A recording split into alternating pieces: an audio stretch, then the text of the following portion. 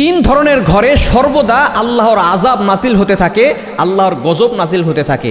এই ধরনের ঘরে কখনো বরকত থাকে না, কখনো রহমত থাকে না, কখনো রহমতের ফেরেশতারা প্রবেশ করে না। সুতরাং এই তিনটি কোয়ালিটি থেকে আমাদেরকে দূরে সরে আসতে হবে। যারা আমরা ঘরের ভিতরে রহমত চাই, বরকত চাই, অভাব দূর করতে চাই।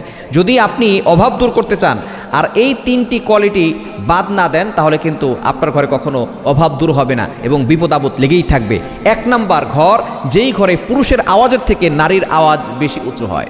মনে রাখবেন, নারীর আওয়াজটাও কিন্তু একটা সতর। ইমাম মুহাম্মদ রহমতুল্লাহ আলাইহি তিনি জানিয়ে দিয়েছেন, নারীর আওয়াজটা হচ্ছে সতরের অন্তর্ভুক্ত। সুতরাং আমরা অনেকে কিন্তু এটা জানি না। এজন্য দেখা যাচ্ছে অনেক ঘরের ভিতরে মা বোনরা অনেক জোরে জোরে কথা বলেন এবং পুরুষদেরকে সবসময় দাবিয়ে রাখতে চান এবং এমনভাবে কথা বলে পুরুষদেরকে দামই দিতে চায় না।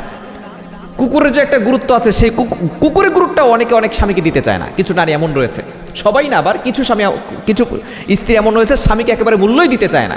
স্বামীর সাথে যখনই বাসায় আসে কুকুরের চেয়েও খারাপ ব্যবহার করে।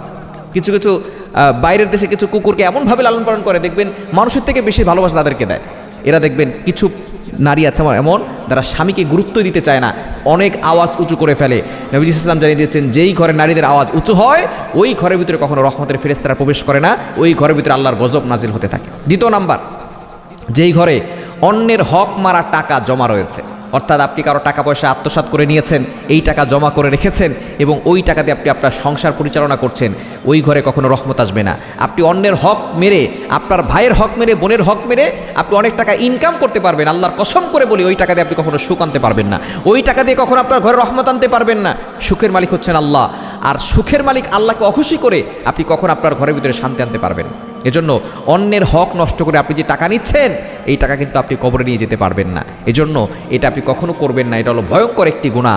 এর মাধ্যমে ঘরের ভিতরে কখনো শান্তি আসে না, আল্লাহর গজব নাজিল হয়। এবং 3 নাম্বার হচ্ছে, যেই ঘরের মানুষরা দেখা যাচ্ছে যে মেহমান আসলে অসন্তুষ্ট হয়ে যায়, মেহমানকে পছন্দ করে না। অথচ নবী ইসলাম বলে দিয়েছেন, মেহমান হচ্ছে আল্লাহ পাক রব্বুল আলামিনের পক্ষ থেকে আসে এবং মেহমান তার রিজিক নিয়েই আসে।